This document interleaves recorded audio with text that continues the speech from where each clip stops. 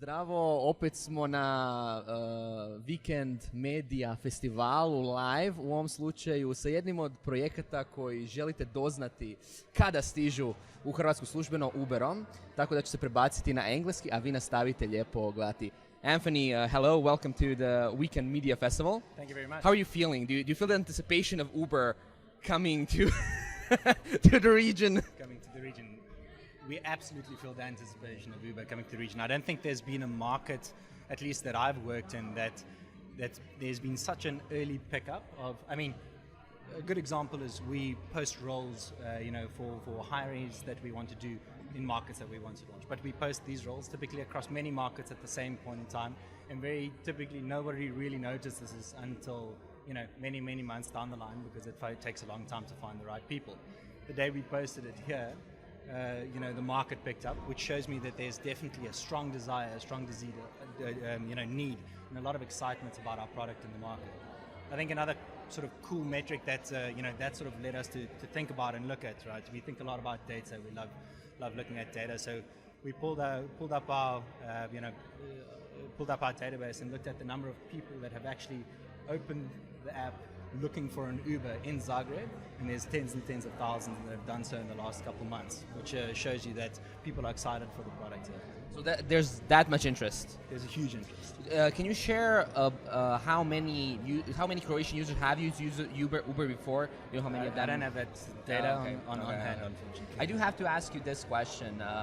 Do we have an exact date yet? So no, we don't have an exact date yet.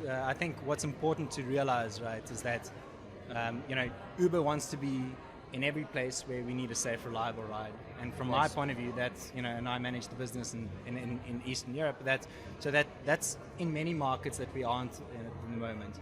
The function of how quickly we launch and when we launch in specific markets is, number one, how quickly and effectively we get a good team on the ground. But then number two, which is becoming more and more important, engaging appropriately with local stakeholders in the market. I think as we grow as a business, we realize that kind of level of engagement becomes more and more important, because Uber's a great thing for the market. It's not, it's not this business that's going to, essentially come and destroy jobs. It creates far more jobs than it creates a huge amount of jobs in the market. So, when we launch exactly will be a function of when we can get these pieces knuckled down. Before we go into the team and the stakeholders, you mentioned creating jobs. Before this stint as the GM of Eastern Europe, you worked in Cape Town, right? Yeah, launching that market. And I read upon that taxi drivers were not as happy as users when Uber launched. How would you compare the situation when Uber launched there and the situation that's happening here in the Balkans? So that's interesting that you mentioned that, right? So I launched, helped launch with a really strong team on the ground there just over almost 2 years ago, the business in Cape Town. First we launched with the high-end product Uber Black, which doesn't really, sort of compete directly or doesn't sit in the same quality segment as taxi. And then we launched Uber X in June last year, and the interesting thing is that the vast majority of the operators that we actually put on X were existing metered taxi operators in that market. So, and really the only operators that sort of made the most noise were those that weren't operating on the system at that point in time. And obviously many, they will have their own reasons. But as that market grows, we see more and more people switch to the technology that makes more sense, right? This technology just simply works better than traditional models. And in markets where we can, we partner with existing operators on the ground, and that's definitely one of the best ways forward. And I think that'll be an interesting option here, and definitely something that we'll consider. You mentioned talking with stakeholders. I'm pretty sure that means the local government as well. Of course. So do you already have a legal framework for? Because the discussion of Uber in Croatia and in Serbia has been that it's illegal, like in a lot of markets. Do you already have like a legal framework how to make it work in Croatia and Serbia, or are you still like looking for, should you partner with someone like a local taxi company or something like that, or something else? There are a number of different ways that you can skin the cat, and we're still busy thinking and working through all of them. You mentioned the team. So the initial team is going to be who? Is going to be a marketing person, right? An Yeah, operation. so if you think about, and we are a platform, right? Yeah. A platform that brings demand in terms of riders together and supply in terms of drivers together. That's exactly how we think about hiring our local team. We'll hire an excellent marketing manager that's creative, that can get people excited about the product, and download the app and request rides. Then we hire super analytical operations managers that can sort of get drivers onto the system and manage this, manage the system in the most effective way possible. So marketing managers, operations managers, and then to sort of round it off, we hire a general manager that has really strong local market knowledge, local market relationships, and can bring those two together and help us succeed in the market. In an article a few weeks ago, I basically wrote about how Uber could have an opportunity on the coast with tourism, like in cities like Split and Rijeka. How important is tourism in your strategy in Croatia specifically? Is there a chance of Uber coming to the cities on the coast, or just Zagreb as the biggest city? So that's interesting, and I launched the business in Cape Town, which is particularly seasonal from a tourism point of view, and it's great because it brings a lot of money into the economy, but it also presents a lot of challenges from a seasonality point of view.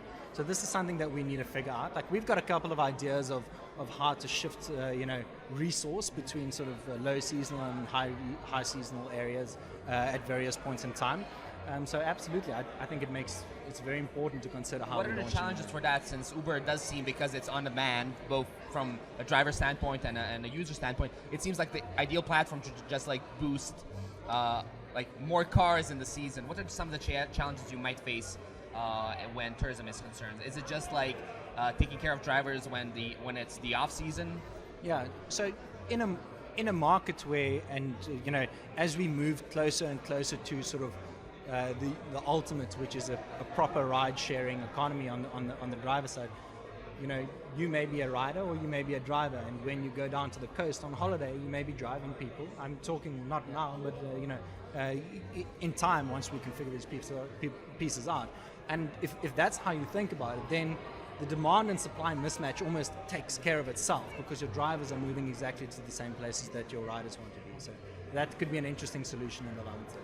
In terms of types of Ubers, in the region with like the general public, we still have a challenge of them understanding what Uber Black is, what Uber Go is, both from a legal standpoint and from just like a feature standpoint. Does Uber always launch with Uber Black in a local market, or can it be like Uber Go, or? It can be anything that we feel is most appropriate for that specific market.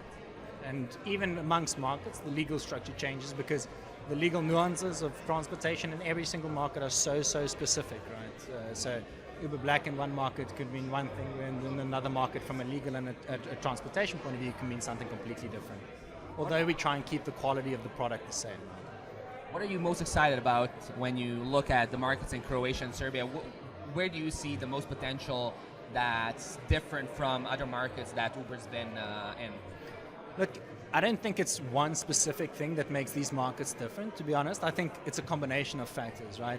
We talked a little bit about the excitement that there is for Uber in this market, and we see very similar excitement in Belgrade as we do in Zagreb. I think here you've got consumers that are particularly tech savvy, and there's huge smartphone penetration, which is always a great thing. But then there's also an economic challenge that we think we can help solve, which is structural unemployment, especially in a certain age band. And when you come bring this product to the market and you essentially present a very, very flexible entrepreneurship employment solution to such an unemployed segment of the market, we think that's really exciting and can have a big impact on the market. You mentioned tech-savvy users. When Uber launches, it seems that you focus on the tech-savvy users. A lot of companies would say, even the ones that are like more techy than others, would say that that's just too small a group to focus on in the beginning. Why do you think that it makes sense for you and other companies to focus on the tech-savvy users in the beginning? So, and that's a good question, and I can relate it a little bit back to our launch when we launched in South Africa. So, when we launched, we did exactly that. We hit the tech-savvy users really hard. They were quick, they were early adopters, and they very, very quickly became very, very loyal users of the service. And when you get into the market, you have to use and have to identify the sort of the easiest entry strategy, and that was definitely the easiest entry strategy there, and is in many other markets. But you then need to start focusing and thinking about, okay, well, how do I take my view from a tech-savvy user to a mom who is sort of driving her kid to school, or a teacher that has some extra time after school that wants to drive in the system and make a little bit of extra cash. Neither of those, or they may or may not be tech-savvy, but assuming they aren't, right? So that's where you need to start thinking and sort of get a little bit more general in your marketing strategy. Thank you very much, Anthony. Your panel is very soon up. Hvala vam lijepa što ste gledali live stream. Ja sam Ivan Brezak Brkan s Netokracije. Ovo je bio Anton Lile R. Thank you. Supera. Nadamo se da ćemo se uskoro voziti s njima. A sada nastavljamo s promom vikenda. Uživajte.